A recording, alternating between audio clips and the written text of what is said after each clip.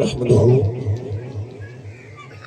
ونصلي ونسلم على سيدنا ومولانا رسوله النبي الأمين المتين الحنين الكريم الرؤوف الرحيم. أما بعد فأعوذ بالله من الشيطان الرجيم. بسم الله الرحمن الرحيم. قال الله تبارك وتعالى في كلامه المجيد: إن الذين يبايعونك إنما يبايعون الله يد الله فوق أيديهم. صدق الله مولانا العظيم. إن الله وملائكته يصلون على النبي يا أيها الذين آمنوا صلوا عليه وسلموا تسليما. اللهم صل على سيدنا ومولانا محمد وعلى آل سيدنا ومولانا محمد وبارك وسلم عليه. الصلاة والسلام عليك يا سيدي يا رسول الله وعلى آلك وأصحابك يا سيدي يا حبيب الله. نہایت واجب الاحترام معزز و محتشم علماء کرام، قائدین تحریک منہاج القرآن محترم حاجی غلام مرتضی انجم صاحب، محترم حاجی غلام رسول صاحب، منتظمین محفل میلاد مصطفیٰ محترم لیاقت صاحب، اور آپ اور میری ملاقات کا سبب بننے والے برادر گرامی محترم محمد امین صاحب، جملہ عشاقان مصطفیٰ، غلامان مصطفیٰ، سامعین و حاضرین، اللہ رب العزت کا کروڑہا مرتبہ احسان عظیم ہے جس کی توفیق خاص کے ساتھ آقا دو جہاں تاجدار کائنات حضور سرور کونین صلی اللہ علیہ وآلہ وسلم کے ذکر کی محفل میں حاضر ہیں. دعا کیجئے رب کائنات ہم سب کا حاضر ہونا اپنی بارگاہ میں قبول فرمائے. ماہ ربیع الاول گزر چکا ہے اور ربیع الثانی شروع ہو چکا ہے. یہ پچھلا مہینہ جو گزرا ہے وہ رسول اعظم کا مہینہ تھا اور یہ مہینہ غوث اعظم کا مہینہ ہے. لیکن محافل کا سلسلہ رکا نہیں. وقت اپنے بخت پہ ناز کرتا ہے جس وقت کو ذکر مصطفیٰ نصیب ہوتا ہے. اور یہ بات ذہن نشین کر لے کہ ایک ذکر وہ ہوتا ہے جو قید میں ہوتا ہے اور ایک وہ ذکر ہے جو قید میں نہ اس میں زمانی قید ہوتی ہے نہ مکانی قید ہو سکتی ہے. آپ پوچھیں گے کون سا ذکر ہے جو قید ہوتا ہے اور کون سا ذکر ہے جو قید میں نہیں آتا؟ جس ذکر کا آغاز بندے کرتے ہیں اس پہ قید لگ سکتی ہے، جس کا آغاز اللہ کرتا ہے اس پہ قید نہیں لگتا. اللہ جس ذکر کا آغاز کرے. آپ اس پہ ایک دو مثالیں دوں گا. دیکھیے نماز میں قید ہے کیونکہ نماز بندوں کا کام ہے، اللہ نماز نہیں پڑھتا. ٹھیک ہے جی. نماز کو عربی میں صلاۃ کہتے ہیں. ہم روز فجر کی نماز اذان میں سنتے ہیں الصلاۃ خیر من النوم.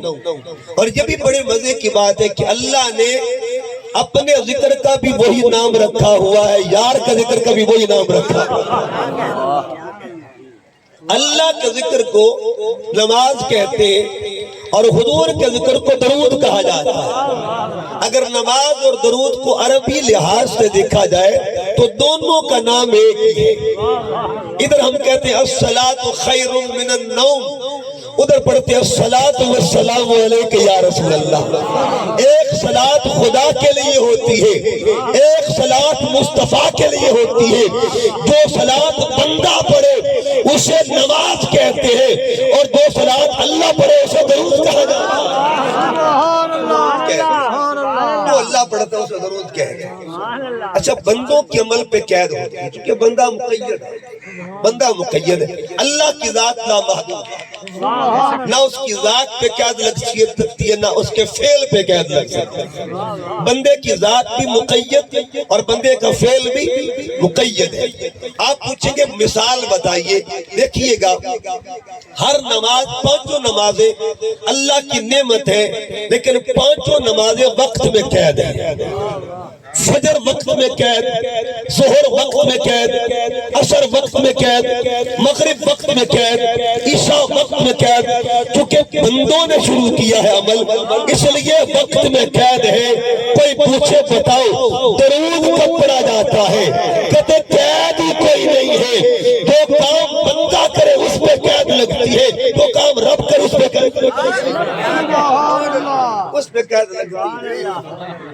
ایک قید ہوتی ہے جس کو مقید بالزمان کہتے ہیں، زمانی قید، ایک مقید باللسان، زبان کی قید۔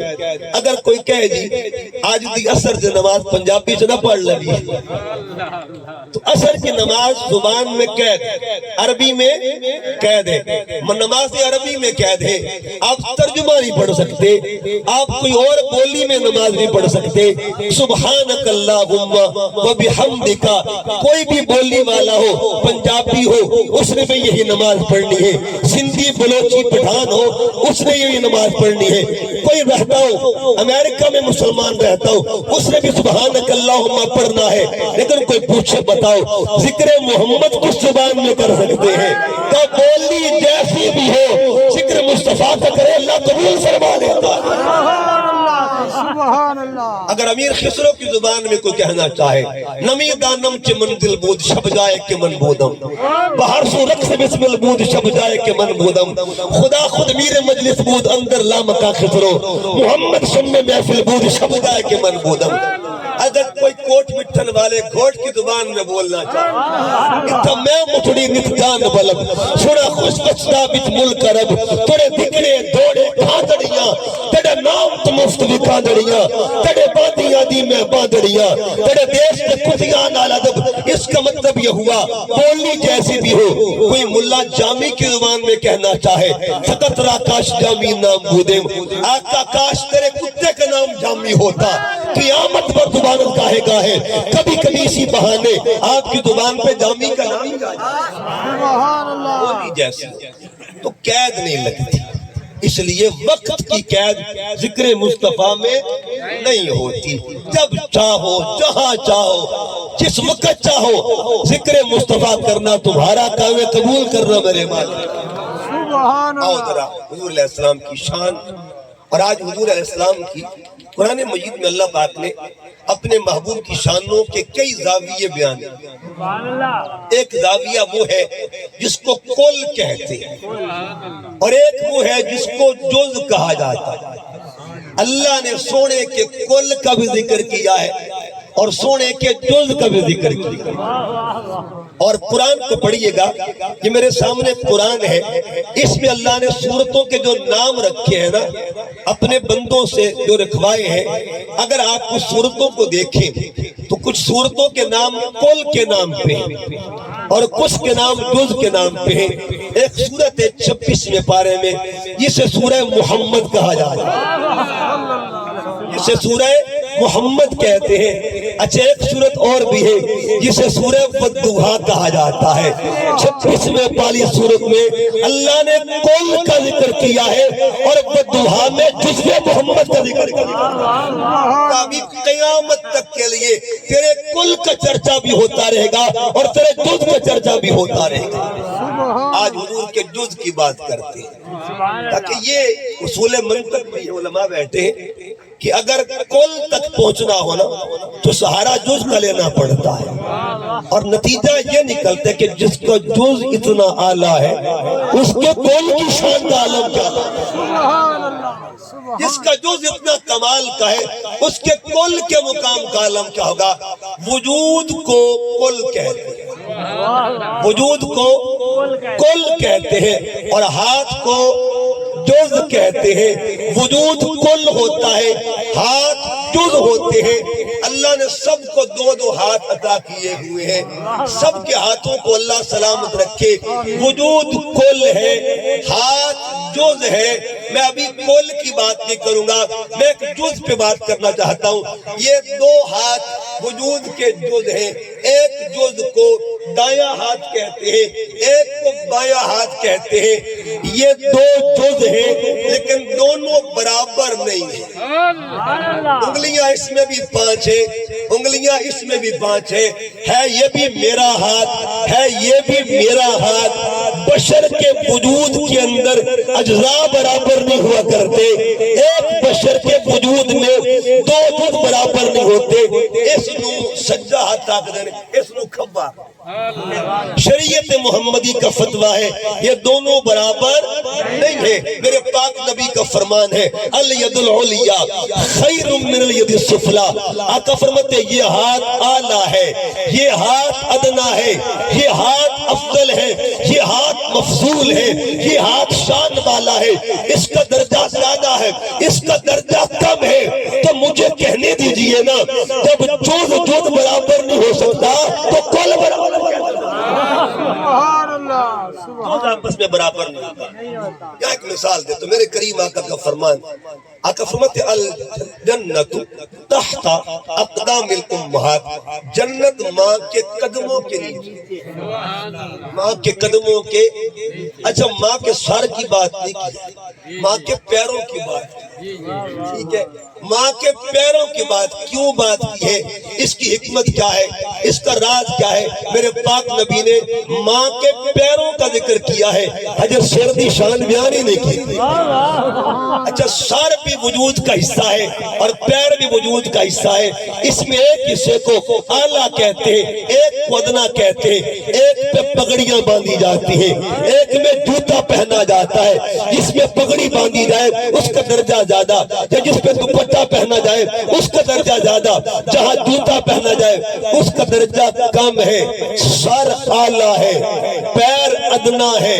ابھی تو میں ماں کی ادنا جز کا ذکر کرنا لگا ہوں نا، کوئی پوچھے ماں کا مقام کیا ہے، ماں کی شان کیا ہے، تو کہہ دینا جس کی ادنا جز کے نیچے اللہ نے جنت رکھی ہوئی ہے اس کی اعلیٰ جز کا مقام کیا ہے۔ نعرہ تکبیر، نعرہ رسالہ، نعرہ خلافت، نعرہ حیدری۔ اس کی اعلیٰ حصے کا مقام کیا ہوگا، اس کے دوپٹے کے مقام کا ہوگا، اس کے سر کی چادر کا مقام کا عالم کیا ہوگا، اس کے سروں کے بال کا مقام کا عالم کیا ہوگا۔ آؤ جلدی جلدی آگے بڑھنا چاہتا ہوں۔ اللہ فرماتا ہے قرآن پاک میں میں اپنے پیاروں کے کل کا ذکر بھی کرتا ہوں اور جز کا ذکر بھی کرتا ہوں۔ چونکہ میں نے ہاتھ کی بات کی ہے تو قرآن پاک میں اللہ نے ہر مومن کے ہاتھ کا ذکر کیا، سبحان اللہ، ہر مومن کے ہاتھوں کا ذکر کیا ہے۔ پارہ نمبر 6 ہے اور کیا کمال اللہ کا اتفاق ہے کہ سورت میرے سامنے آ گئی ہے، آیت میرے سامنے آ گئی۔ اللہ فرماتا ہے یا ایھا الذین آمنوا، اے ایمان والو، اذا قمتم الی الصلاۃ، جب تم نماز کا ارادہ کرو، فاغسلوا وجوہکم، تو اپنے چہرے دھو لیا کرو، ٹھیک ہے جی۔ آگے فرمایا وَأَيْدِيَكُمْ إِلَى الْمَرَافِقِ، اپنے ہاتھوں کو کونیوں تک دھو لیا کرو۔ ہر مومن کے ہاتھ کا ذکر ہے، ہر مومن کے ہاتھ کا ذکر ہے، قیامت تک کے لیے جس کے کلام میں مومنوں کے ہاتھوں کا چرچا ہوتا رہے گا اس کے محبوب کے ہاتھ کا ہر مومن کے ہاتھ کا ذکر۔ اس کے ضمن ایک بات کر دوں، چونکہ یہ 4 وضو کے فرض ہیں یہاں پہ۔ پہلا فرض ہے چہرہ دھونا، دوسرا فرض دونوں ہاتھ کوہنیوں سمیت دھونا، تیسرا فرض چوتھائی سر کا مسح کرنا اور چوتھا فرض پیر دھونا۔ یہاں ایک بات عرض کرنا چاہوں، شیخ محقق نے ایک بات نقل کی ہے، بڑی خوبصورت بات۔ آپ فرماتے ہیں کہ ہوا یہ شاہ رخ عالم رحمت اللہ تعالیٰ علیہ کا واقعہ نقل کرتے ہیں۔ آپ بیان فرماتے ہیں کہ ملتان میں شاہ رخ عالم کا مزار ہے، غیاث الدین تغلق بادشاہ کا دور تھا، غیاث الدین کا دور ہے۔ غیاث الدین کے دربار میں ایک مولوی صاحب رہتے تھے جن کا نام تھا ملا نظام الدین، پڑھا لکھا بندہ تھا، قابل بندہ تھا، اور جو بھی دربار میں آتا بادشاہ کے، ملا نظام الدین اس کو اپنے علمی روب سے ڈرا دیتا تھا۔ علمی دبدبے سے ڈرا دیتا تھا۔ ایک دن شاہ رخ عالم نے پوچھا ملا نظام الدین تو ہر ایک تو سوال کیتے نے کدی میرے مرشد نال بھی تیری گال ہوئی ہے، میرے پیر کے ساتھ تیری بات ہوئی ہے؟ تو ملا نظام الدین نے کہا بادشاہ تیرے پیر کو بھی دیکھ لے۔ اس نے کہا ٹھیک ہے پھر تیاری کر، سوال مشکل تیار کر لے، کل میں نے تجھے مرشد کے پاس لے کے جانا، جو پوچھے گا میرا مرشد تمہیں جواب دے گا۔ اب شیخ محقق لکھتی ہے کہ رات گزری، رات کے وقت ملا نظام الدین نے کتاب کھولی، کتاب میں مشکل سوال ڈھونڈا اور اس پہ نشان لگا دیا، خیال کیا کہ کل جائیں گے شاہ رخ عالم کے پاس، سوال پوچھیں گے، ان کو سوال آئے گا ہی، سوال نہیں آئے گا، شاہ رخ عالم چکرا جائیں گے، پریشان ہو جائیں گے۔ اچھا رات کو نشان لگا کے سوئے، ملا نظام الدین کی آنکھ لگی، خواب میں شاہ رخ عالم تشریف لے آئے، شاہ رخ عالم خواب میں آ گئے اور آپ کے ہاتھ یعنی بغل میں وہی کتاب تھی۔ کتاب کس کی ہے، نشان کس نے لگائے اور ہاتھ میں کس کے ہے؟ ملا نظام الدین کو شاہ رخ عالم نے کہا ملا جی آپ تو کل کا انتظار کر رہے تھے، ہم آج ہی آ گئے، مسئلہ حل کرنے کے لیے ہم خود چل کے آ گئے ہیں۔ آپ نے کھولا کتاب کو، اب سوال کیا تھا؟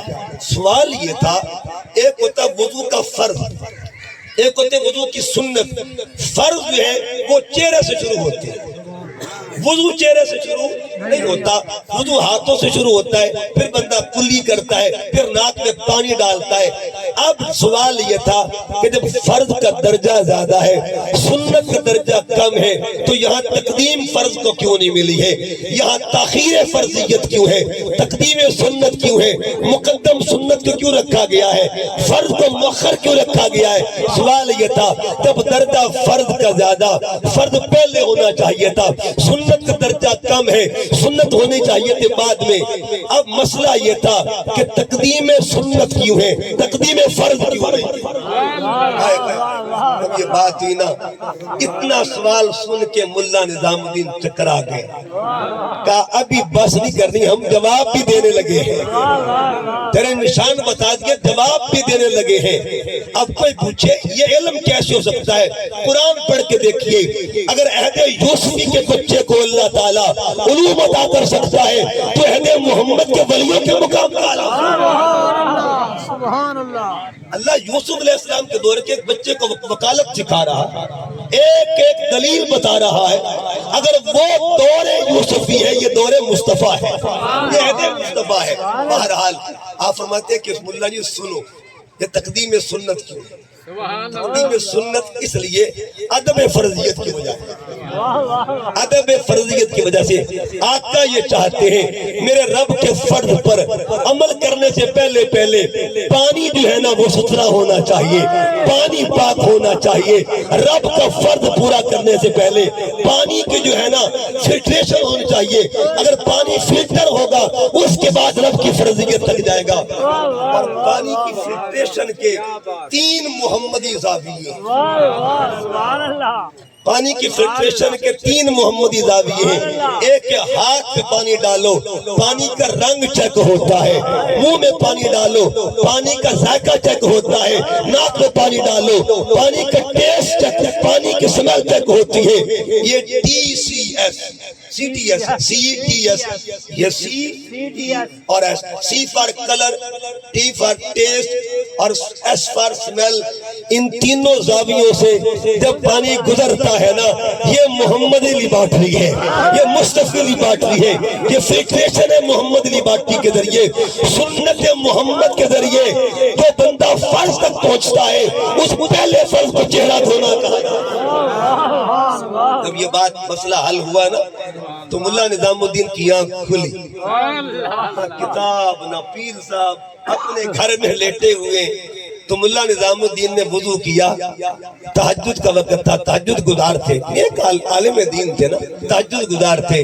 شاگردوں نے پوچھا حضور آج کوئی تیاری خاص کر رہے ہیں؟ خیر تے کتے جاندے پہ ہو 8 کلومیٹر دور شاہ رکن عالم رہتے تھے صبح کا وقت ہے سحری کا وقت ہے فرمایا آج دل کرتا ہے کہ نماز فجر شاہ رکن عالم کے پیچھے ادا کی شاہ رکن عالم کے پیچھے نماز فجر ادا کی جائے ادھر سے آپ روانہ ہوتے ہیں ادھر حضرت شاہ رکن عالم تسبیح لے کے کھڑے ہیں جیسے کسی کا انتظار ہو رہا ہوتا ہے دور سے دیکھا کہا ملا نظام الدین جی کسر رہ گئی ہے کہ ختم ہو گئی ہے عرض کے حضور اب بات علم کی نہیں ہے اب بات طلب کی اب طلب کی ہے اب معاملہ یہ ہے جو پہلے لکھا ہوا ہے نا اس کو پوچھ کے نیا لکھ دیا جائے میرے دل کی تختی پہ نیا لکھا جائے پہلے فقط علم تھا اب معرفت میں لکھ دی جائے اس کا مطلب یہ ہوا آپ نے قریب کیا ملا نظام الدین کو بھی غلام بنا لیا اسی تصور کو مولانا روم نے بھی لکھا ہے کہ مولوی ہرگز نشد مولا روم تا غلام شمس تبریزی نشد مولوی مولانا روم بنتا ہی نہیں ہے جب تک کسی مرد کامل کے ہاتھ میں ہاتھ نہ دے دیا جائے تو بات ہاتھ کی ہو رہی تھی اللہ نے مومنوں کے ہاتھوں کا قرآن میں ذکر کیا اچھا ایک کا ذکر کرنا ایک کے ہاتھوں کی عظمتیں بیان کرنا یہ دور جن کا نہیں ہے اللہ ان کی بھی عظمتیں بیان کر رہا ہے ٹھیک ہے جن نبیوں کے ادوار گزر گئے ان کے ہاتھوں کے چرچے آج بھی ہو رہے ہیں پڑھیے قرآن پاک اللہ فرماتا ہے وَأَلَنَّا لَهُ الْحَدِيدِ ہمارا ایک پیغمبر تھا جس کو داؤد کہتے ہیں جب ہاتھ میں لوہا لیتا تھا نا لوہا نرم ہو جایا کرتا اللہ قرآن میں فرماتا ہے پڑھیے تیسرا پارہ ایک پیغمبر تھا اس وقت بھی آسمانوں پہ موجود ہے جن کو عیسیٰ کہتے ہیں حضرت عیسیٰ علیہ السلام کیا کرتے تھے ابری الاکمہ والابرسا نبینا آتا تھا آنکھوں پہ ہاتھ پھیرتے تھے نور مل جایا کرتا برس والا ہوتا ہاتھ پھیرتے پھلبیری ختم ہو جاتی تھی مجھے بتائیے گا اگر قیامت تک کے لیے مقتدی کی ہاتھوں کی برکتیں ذکر ہوتی رہیں گی تو امام کی شان نعرہ تکبیر نعرہ رسالت نعرہ خلافت نعرہ حیدری اچھا کون عیسیٰ علیہ السلام آسمان پہ موجود ہیں قرب قیامت میں دوبارہ آئیں گے لیکن نبی بن کے نہیں آئیں گے امتی بن کے ٹھیک ہے جی اچھا جب گئے تھے اب اس میں اختلاف روایت بھی ہے لیکن ایک اتھینٹک روایت ہے کہ جب گئے تھے عمر تقریباً ان کی 40 سال تھی 40 سال کی عمر میں گئے اچھا واپس آئیں گے پتہ نہیں کب آئیں گے قیامت پتہ نہیں کب آئے گی میرا مالک ہی جانتا ہے لیکن اس وقت ان کو گئے ہوئے تقریباً 2100 سال گزر چکے 2100 سال گزر چکے ہیں پتہ نہیں صدیوں کے بعد قیامت آئے گی لیکن علماء فرماتے ہیں شریعت کا اصول ہے جب واپس آئیں گے نا کوئی پوچھے اس وقت ان کی عمر کتنی ہوگی جس عمر میں گئے تھے اسی عمر میں آئیں گے اسی عمر میں مطلب ہے حجے مقتدی سمجھ میں نہیں آ رہا ابھی مقتدی سمجھ میں نہیں آ رہا ارے جو ایک جہان والا ہو اگر وہ سمجھ میں نہیں آ سکتا تو جو کل جہانوں والا اس کا مقام کا عالم کے درجے کا عالم کیا عیسیٰ علیہ السلام مقتدی ہے میرے آقا کے بہرحال ایک ذکر اور بھی ہے ہاتھ کی عظمت کا وہ کیا ہے اللہ قرآن پاک کے پارہ نمبر 9 میں فرماتا ہے ایک میرا پیغمبر ایسا بھی تھا ہاتھ بغل میں ڈالتا تھا ہاتھ نزا یدہ اپنے ہاتھ کو بغل سے نکالتا تھا فَإِذَا هِيَ بَيْضَاءُ لِلنَّاظِرِينَ اندر ہوتا ہاتھ ہوتا باہر نکلتا نور بن جایا کرتا تھا یہ کن کے ہاتھوں کا قرآن ذکر کر رہا ہے ابھی تو میں مقتدیوں کی باتیں کر رہا ہوں قیامت تک کے لیے جن کے مقتدی کی اجزاء کی برکتوں کا ذکر بھی اللہ قرآن میں کر دے اب کوئی پوچھے امام کا مقام کیا ہے اچھا امام کا درجہ نرالا ہے شان ہی نرالی ہے یہ 26واں پارہ میرے سامنے آ گیا ہے اللہ فرماتے ہیں آؤ امام کی بات کرتے ہیں امام کے ہاتھوں کا مقام کیا ہے ان الذین یبایعونک انما یبایعون اللہ، سونیا جو تیرے ہاتھوں پہ بیعت کرتے ہیں نا وہ رب کے ہاتھوں پہ بیعت کرتے ہیں، اللہ کے ہاتھ پہ بیعت کرتے ہیں۔ اگلا لفظ نہیں ہے ید اللہ، ید اللہ، بس دو لفظوں کا ترجمہ کر لیں، یہ مرکب اضافی ہے۔ ید اللہ اس کا معنی کہ اللہ کا ہاتھ، اللہ کا ہاتھ، اللہ کا ہاتھ۔ اب کوئی اس کی تشریح تو کرنے بیٹھے نا، اس کی معرفت ہے وہ اوپر ہاتھ کس کا تھا؟ اللہ فرماتا ہے سب سے اوپر جو ہاتھ تھا وہ رب کا ہاتھ تھا۔ اچھا یہ رب کا ہاتھ کیا ہے؟ اگر کوئی سوچے، بخاری کی حدیث پاک ہے، حدیث قدسی ہے، میرے آقا فرماتے ہیں، اللہ فرماتا ہے لا یزال عبدی یتقرب الی بالنوافل، میرا بندہ میرے قرب کے ذریعے میرے قریب ہوتا ہے، نوافل کے ذریعے جب قریب ہوتا ہے نا تو محبت کے ساتھ کیا ہوتا ہے، میں اس کی آنکھیں بن جاتا ہوں۔ یہ بخاری ہے، میں اس کی آنکھ بنتا ہوں، وہ مجھ سے تکتا ہے، میں زبان بن جاتا ہوں، وہ مجھ سے بولتا ہے، میں اس کی ہاتھ بن جاتا ہوں، وہ مجھ سے پکڑتا ہے۔ مجھے بتائیے گا اگر یہ مقام خدمت گاروں کا ہے تو سردار کی شان کا ان الذین یبایعونک، یہ ہاتھ کا معاملہ کیا ہے؟ آیت کا پس منظر میرے کریم آقا حدیبیہ کے مقام پر تشریف فرما ہے، 1500 صحابہ کا لشکر ساتھ تھا۔ لشکر تو بعد میں بنانا، پہلے تو عمرہ کرنے کے لیے نکلے تھے، نیت یہ تھی عمرہ کریں گے۔ کفار نے روکا، کہا آپ کو عمرہ کرنے نہیں دی جائے گا۔ سرکار نے حضرت عثمان غنی کو سفیر بنایا کہ جاؤ جا کے ان کے ساتھ مذاکرات کر کے آؤ۔ عثمان غنی کو انہوں نے قید کر لیا۔ حضرت عثمان غنی رضی اللہ تعالیٰ عنہ جب قید کر دیا، انہوں نے شور مچا دیا، ہم نے عثمان کو قتل کر دیا ہے۔ اب میرے پاک نبی نے صحابہ کو جمع کیا اور صحابہ سے فرمایا صحابہ میرے ہاتھ پہ ہاتھ رکھو۔ ایک حضور کا ہاتھ نیچے تھا، درمیان میں صحابہ کے ہاتھ آتے گئے، ایک ہاتھ اوپر آ گیا۔ یہاں بعض یار لوگ یہ کہتے جی اگر نبی پاک کو پتا ہوتا عثمان کے بارے میں، اگر علم ہوتا عثمان کے بارے میں، یہ کام نہ ہوتا، ان سے اتنا مسئلہ پوچھ لیجئے گا۔ اصول تصوف کیا ہے؟ کیا کبھی مردہ کی بھی بیعت لی گئی ہے؟ پوری تاریخ تصوف میں مردہ کی بیعت لینا جائز ہی نہیں ہے، اور بیعت اس کی چیز لی جاتی ہے جو زندہ ہوا کرتا ہے۔ آقا نے بیعت لے کے سند عطا فرما دیے، خبردار میرے عثمان کو کوئی مردہ نہیں کہ عثمان اب بھی یہ تو شہادت دی جا رہی ہے، یہ تو سند پیش کی جا رہی ہے۔ بہرحال آقا علیہ السلام نے ہاتھ کیے اور ہاتھوں کے اوپر ہاتھ فرمایا ید اللہ، اللہ فرماتا ان الذین یبایعونک انما یبایعون اللہ ید اللہ فوق ایدیہم۔ یا ایک مسئلہ یاد رکھیے، ایک ہوتا ہے نام، ایک ہوتا ہے کام۔ یہ اس کا نام ہے ہاتھ اور یہ اس کا کام پکڑنا، ٹھیک ہے جی؟ نام کیا ہے جی؟ کام کیا ہے؟ پکڑنا۔ نام کیا ہے؟ ہاتھ، اور کام کیا ہے؟ پھینکنا۔ قرآن میں اللہ نے سونے کے ہاتھ کے نام کا بھی ذکر کیا ہے اور سونے کے ہاتھ کے کام کا بھی ذکر کیا ہے۔ قرآن پڑھی گا اللہ رب غزوہ حنین میں کیا ہوا تھا۔ میرے پیارے آقا نے جب پتھر پھینکے تھے، کنکریاں پھینکی تھی، اللہ قرآن میں کیا فرماتا ہے وما رمیتا، وہ کنکریاں تو نہیں چھٹیاں، وہ آپ نے نہیں پھینکی، اس رمیتا جب آپ نے پھینکی ہے، ولیکن اللہ رما، وہ تو خود رب نے پھینکی۔ اب یہ دو آیتیں میں نے آپ کو سنا دی ہیں، اس کو اظہار قرب کا کمال کہتے ہیں۔ ہاتھ سب کے رب کے قریب ہے، دست موسیٰ بھی قریب ہے، دست عیسیٰ بھی قریب ہے، دست آدم کے قریب ہے، دست یحییٰ بھی قریب ہے، دست زکریا بھی قریب ہے، دست عیسیٰ بھی قریب ہے، دست ابراہیم بھی قریب ہے، دست اسماعیل بھی قریب ہے۔ لیکن کوئی پوچھے سب سے قریب ہاتھ کس کا ہے تو کہہ دینا سب سے قریب تر جو ہاتھ رب کے ہے اسے دست محمد کہا جاتا ہے۔ نعرہ تکبیر، نعرہ رسالت، سرکار کی آمد، سیدی مرشدی۔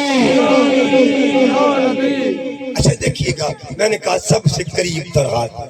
معراج کی شب حضور عرش پہ گئے، عرش نیچے حضور اوپر، ہاتھ کی بات کر، ہاتھ کی بات، عرش نیچے، سرکار اوپر، نالین اوپر، عرش نیچے، ٹھیک ہے جی، نالین اوپر، عرش نیچے ہے، آقا اوپر ہے۔ اچھا اوپر صرف خالق ہے، اوپر صرف خالق ہے، درمیان میں محبوب ہے، نیچے کل مخلوق ہے۔ اوپر خالق، نیچے مخلوق، درمیان میں محبوب، ٹھیک ہے جی۔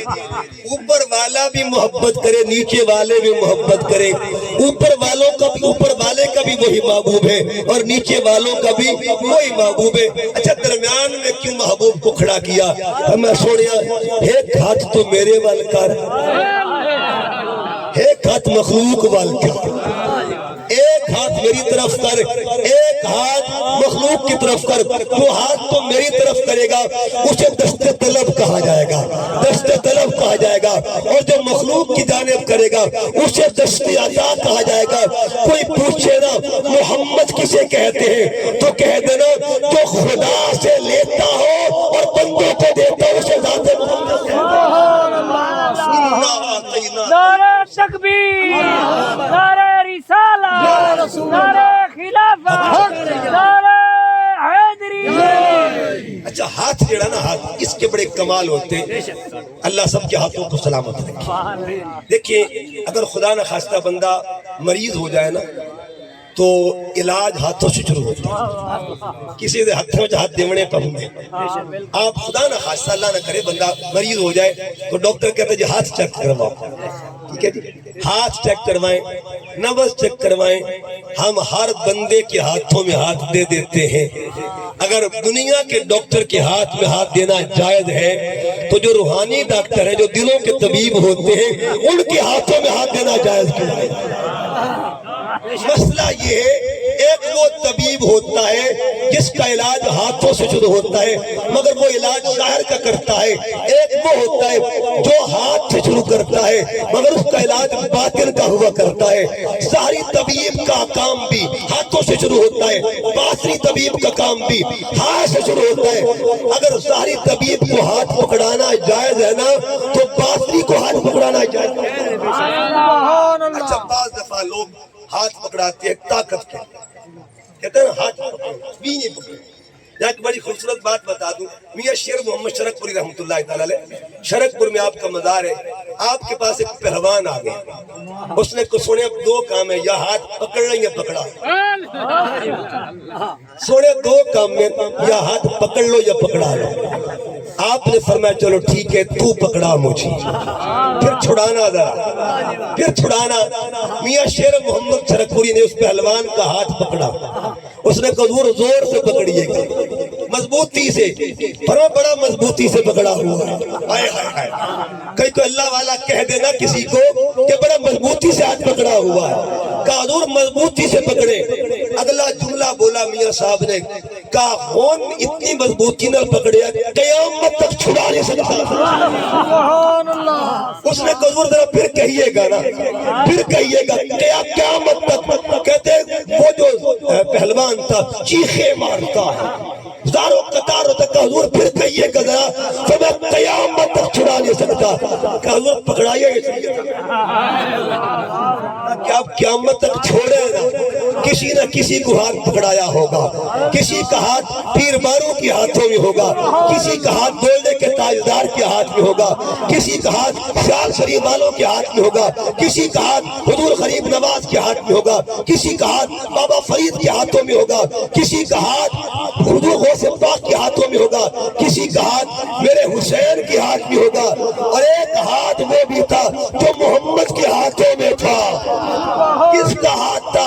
غدیر کا مقام ہے، میرے پاک نبی نے مولا علی کا ہاتھ پکڑا، پکڑ کے بلند کیا، اعلان کیا من کنت مولا ہو فہذا علی مولا، جس کا محمد مولا ہے اس کا علی۔ نعرہ تکبیر، نعرہ رسالت، نعرہ خلافت، نعرہ حیدری۔ یاد رکھیے ہم اہل محبت ہیں، ہم ہر نسبت کا احترام کریں۔ ہم ذرا عقیدہ اہل سنت بھی دیکھ لیجیے، اہل سنت کا عقیدہ کیا ہے؟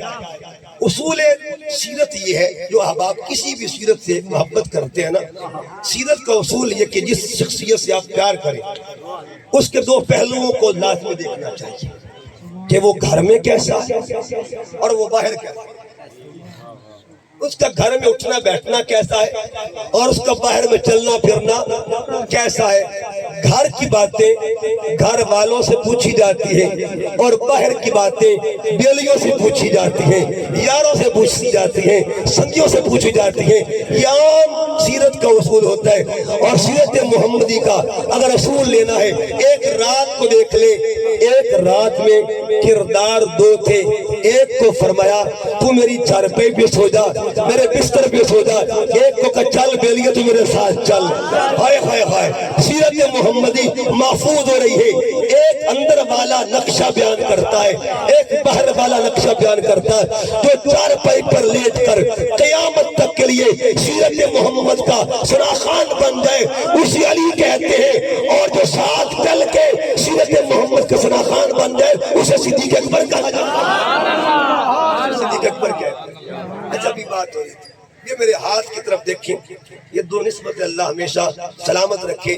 ایک نسبت یہ والی، ہم اس کے بھی نوٹ کریں، ایک نسبت یہ والی، اس کو نسبت بیعت کہتے ہیں، نسبت بیعت کہتے ہیں، اس کو نسبت ولایت کہا جاتا ہے۔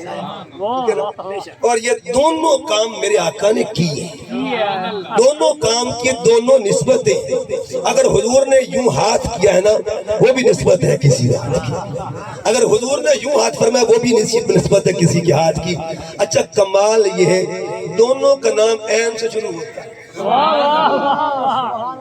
ٹھیک ہے، بیعت والا بھی عین والا، سانو میم تے عین دی لوڑے، بیعت والا بھی عین والا، ولایت والا بھی عین والا۔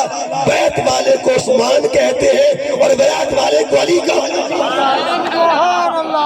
ہم تو حضور کے ہاتھوں کو سرکار کے ہاتھوں کو دیکھیں گے، ہم کسی اور کو کیا دیکھیں، ہم تو نسبت مصطفیٰ کو دیکھیں گے۔ بہرحال عرض کر رہا ہوں، آگے چلتے ہیں۔ ایک حدیث، چونکہ قبلہ شاہ صاحب بھی تشریف لانے والے ہیں، اچھا چلو میں ایک حدیث اور بات کو اختتام کی طرف لے کے جا رہا ہوں، پھر انشاءاللہ اسی موضوع کا اگلا حصہ کبھی بیان کریں گے۔ حدیث پاک بخاری کی ہے، میرے اور آپ کے آقا مولا نماز استسقاء پڑھا رہے ہیں، بارش کی طلب کے لیے جو نماز ہوتی ہے، حضور نماز پڑھاتے ہیں، آقا کے ہاتھ کبھی آگے جاتے، اشارہ میں نہیں کر سکتا اور نہ مجھ کمینے کی یہ اوقات ہے، آقا کبھی ہاتھ آگے فرماتے، کبھی ہاتھ پیچھے فرماتے۔ صحابہ کرام نے نماز کے بعد عرض کیا، سونیا ایک راز دی گل کر دس، کبھی ہاتھ آگے فرما رہے تھے، کبھی ہاتھ پیچھے، حضور راز کیا ہے؟ آقا علیہ السلام نے، اب یہاں ایک مسئلہ بھی علماء بیٹھے، اگر بندہ نماز پڑھ رہا ہو، حالت قیام میں ہو، نظر مقام سجدہ پہ ہوتی ہے، حالت رکوع میں ہو نظر پیروں پہ ہوتی ہے، حالت سجدہ میں ہو نظر ناک پہ ہوتی ہے، حالت تشہد میں ہو نظر گود میں ہوتی ہے، حالت سلام میں ہو نظر کندھوں پہ ہوتی ہے۔ یہ مقامات خمسہ ہے نماز کے نگاہ والے، لیکن مجھے بتائیے گا جو بندہ سوال کر رہا ہے اس کی نگاہ کہاں پہ تھی؟ وہ کیا کر رہے تھے جی، وہ کیا کر رہے تھے؟ اس کا جواب علامہ اقبال دیتے ہیں۔ اقبال نے کہا، ازاں ازل سے تیرے عشق کا ترانہ بنی، ازاں ازل سے تیرے عشق کا ترانہ بنی، اور نماز تیرے نظارے کا ایک بہانہ بنی۔ ادائے دید شراپا نیاز تھی تیری، کسی کو دیکھتے رہنا نواز تھی تیری، کسی کو دیکھتے رہنا نواز تھی تیری۔ عرض کیا کیا ہو رہا تھا حضور، راز حکمت کیا ہے؟ میرے آقا فرماتے ہیں، صحابہ جنت میرے سامنے آئی، لیکن مرید مرشد کے پاس آتا ہے نا، حضور جنت میں نہیں گئے، جنت خود چل کے حضور کے پاس آئی۔ آج بھی قدموں میں لیٹی ہوئی ہے، قدموں میں بچھی ہوئی ہے، سرکار کے پاس خود چل کے آئی، خادم مخدوم کے پاس چل کے آتا ہے۔ اچھا جنت میرے سامنے آئی، میں نے جنت میں ہاتھ ڈالا، جنت میں ہاتھ ڈالا، انگوروں کا گچھا پکڑ لیا، اور آقا فرماتے پھر کیا ہوتا ہے؟ لو اکلتم منہ ما بقیت الدنیا، اگر تم وہ انگور کھا لیتے، اگر تمہارے پاس آتے، قیامت تک کھاتے رہتے، گچھا ختم نہ۔ اس کا مطلب ہے ابھی ہاتھ سمجھ میں نہیں آ رہا، واہ واہ واہ ہاتھ کی وسعت سمجھ میں نہیں آ رہی۔ اگر کوئی پوچھے نا اس امت کا لنگر کس کے ہاتھوں میں ہے، میں نے ابھی ایک ہاتھ کی بات کی، ابھی دونوں ہاتھوں کی بات نہیں کی، اس امت کا لنگر کس کے ہاتھوں میں ہے تو کہہ دینا جس کی ہاتھوں میں امت کا لنگر ہے اسے دستے محمد مصطفیٰ کا ہاتھ کہتے ہیں۔ اچھا اب اگلی بات، بڑا علمی نقطہ ہے۔ حضور کھڑے تھے زمین پہ، ٹھیک ہے، اور ہاتھ گیا تھا جنت میں، کھڑے ہیں مدینے میں، ہاتھ گیا ہے جنت میں، اچھا مدینے کے دہان کو عالم بشریت کہتے ہیں واہ واہ اور جنت کے دہان کو عالم نور کہتے ہیں۔ کول کھڑا ہوا ایک جہان میں، جوز گیا ہے دوسرے جہان، کول کھڑا ہے ایک جہان میں، جوز گیا ہوا ہے، اچھا جو جوز دوسرے جہان میں گیا تھا اس جوز کو مقتدیوں نے دیکھا کہ نہیں دیکھا؟ اللہ دیکھا، واہ اس کو مقتدیوں نے، اس کا مطلب ہے ادھر بھی گیا ہوا تھا اور ادھر بھی دیکھا جا رہا تھا۔ لوگ حاضر و ناظر کی بات کرتے ہیں، کول کی بات بعد میں کریں گے، پہلے یہ بتا جو جنت میں ہے جو مدینے میں بھی ہے، ایک وقت میں جس کا جو مدینے میں بھی موجود ہو اور جنت میں بھی موجود ہو، اس پاک نبی کے کول کی شان، اس کے کول کے مقام کا عالم، کول کے مقام کا عالم کیا ہوگا۔ اچھا پھر دیکھیے گا آقا علیہ السلام کا ہاتھ جو ہے، میری کیا اوقات میں ان کی طاقت بیان کروں، ایک جز کا بھی جز ہوتا ہے۔ اچھا ہاتھ کو، سارے ہاتھ کو چھوڑے، صرف سرکار کی انگلی کا ہی بات ذکر کر لیں، یہ تو جز کا بھی جز ہے نا۔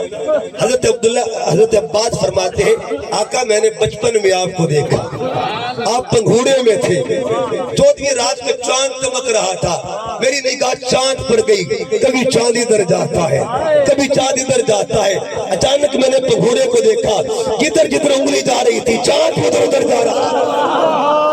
اچھا اب چاند یہاں سے 3 لاکھ کلومیٹر دور کے فاصلے پہ ہے۔ بڑی کمال کی بات ہے، یہ جو ہمارے پاس ریموٹ کنٹرول ہوتا ہے اس کی لمٹ ہوتی ہے، رینج ہوتی ہے، اگر کمرے سے باہر نکل جائیں تو ریموٹ کام کرنا چھوڑ دیتا ہے، لیکن محمد ریموٹ کہاں تک کام کرتا ہے؟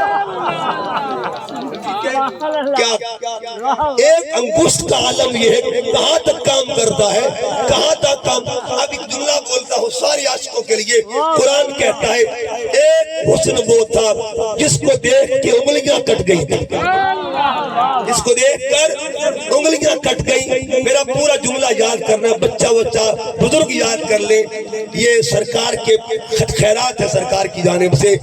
اچھا ایک حسن وہ تھا جس کو دیکھ کے انگلیاں کٹ گئی، اگلا جملہ سنیں گا، جس کو دیکھ کر انگلیاں کٹ گئے اسے حسن یوسف کہتے ہیں، جس کو دیکھ کے انگلیاں کٹ گئے اسے یوسف کہتے ہیں، اور جس کی انگلی کو دیکھ کے چاند کٹ گئے اسے نعرہ تکبیر، نعرہ رسالت، نعرہ خلافت، نعرہ حیدری، جشن عید میلاد النبی، علماء اہل سنت۔ عرض کر رہا تھا ان الذین یبایعونک انما یبایعون اللہ، ہاتھ کہاں تک۔ شیخ محقق فرماتے ہیں کہ جس دن مکہ فتح ہوا میرے پاک نبی نے مولا علی کو کندھے پہ سوار کیا، مولا علی کعبے کے بت جو ہے نا وہ ذرا توڑنے ہیں، وہ گرانے ہیں۔ مولا کائنات فرماتے ہیں میں حضور کے کندھوں میں سوار ہوا، میں نے ہاتھ بلند کرنا چاہا کہ دیکھوں ہاتھ جاتا کہاں تک ہے، علی کا ہاتھ کہاں تک جاتا ہے۔ فرماتے ہیں اللہ کی عزت کی قسم میرا ہاتھ عرش کے پائے کو چھو رہا تھا، اگر مرید کے ہاتھ کا یہ مقام ہے تو مرشد کے ہاتھ کا۔ ان الذین یبایعونک انما، اور آخری بات کو مکمل کرتا ہوں کہ آؤ ذرا نانے کے ہاتھ کا ذکر تو آپ کو ایک بات نواسے کے نہ کر خواجہ اجمیر نے کہا تھا شاہ است حسین، بادشاہ است حسین، دین است حسین، دین پناہ است حسین۔ اگلے جملے پر غور کریں، سرداد ناداد دست، سار دے دیا مگر ظالم کے ہاتھوں میں ہاتھ نہیں دیا۔ اچھا یہ جملہ بات سنیے گا، خدا نہ خواستہ اللہ نہ کرے کسی پہ حملہ ہو جائے، کوئی کسی کو سوٹی یا لاٹھی مارے تو بندہ بچانے کے لیے، اپنی بچت کرنے کے لیے اگر کوئی سارق لاٹھی مارنا چاہے تو آگے کیا کرتے ہیں؟ ہاتھ، ٹھیک ہے نا، سارق بچ جائے ہاتھ بھی خیر۔ عام اصول یہ ہوتا ہے سارق بچ جائے ہاتھ کی خیر ہے۔ حسین کا اصول جدا تھا، حسین کا اصول جدا تھا۔ حسین نے کہا ہاتھ ظالم کے ہاتھوں میں نہیں دینا، سر کی خیر ہے، سر کی خیر ہے۔ سر جاتا تو چلا جائے، کسی ظالم کے ہاتھوں میں ہاتھ نہیں دینا۔ اس کا مطلب یہ ہوا نانے کا ہاتھ بھی اعلیٰ ہے، نواسے کا ہاتھ بھی۔ اللہ تعالیٰ کی بارگاہ میں دعا کرتے ہیں اللہ پاک ہم سب کو ان ہاتھوں کی عظمت کی خیرات نصیب فرمائے۔ یہی پیغام ہے تحریک منہاج القرآن کا کہ لوگ آؤ حضور کے دامن کو تھام لیا جائے، دست مصطفیٰ کو تھامو۔ محترم حاجی غلام مرتضیٰ صاحب، حاجی غلام مسعود صاحب تشریف فرما ہے، اہل محبت بیٹھے ہیں۔ میں خود الحمدللہ سید زادہ اور میرے دادا جان خنافر رسول کے مقام پہ تھے، فائز تھے، جب اللہ کا ذکر کرتے تھے ان کی اعضاء بکھر جایا کرتے تھے، سارے اعضاء بکھر جاتے تھے، ہر عضو سے اللہ کے ذکر کی صدا گونجا کرتی تھی۔ میری دادی جان کا جب انتقال ہوا ان کی ہر اینٹ پر، قبر کی ہر اینٹ پر ہم نے قرآن پاک پڑھا ہوا، ہر اینٹ پر الگ الگ قرآن پاک پڑھا۔ یعنی اس گھرانے سے میں ہم نے آنکھ کھولی ہے، اور اس گھرانے نے ہی ہمیں تربیت دی ہے کہ شیخ الاسلام ڈاکٹر طاہر القادری ایک عظیم عاشق رسول ہے، مرد کلندر ہے۔ اللہ پاک کی بارگاہ میں دعا کرتے ہیں اللہ آپ سب کے ہاتھوں کی خیر فرمائے، غازی عباس کا صدقہ اللہ تعالیٰ سب کے ہاتھوں کو سلامت رکھے۔ وما علیہ الا۔ اور ایک پیغام یہ دینا چاہتا ہوں، یہ ہاتھ کا میں نے ذکر کیا ہے نا، یہ مزہ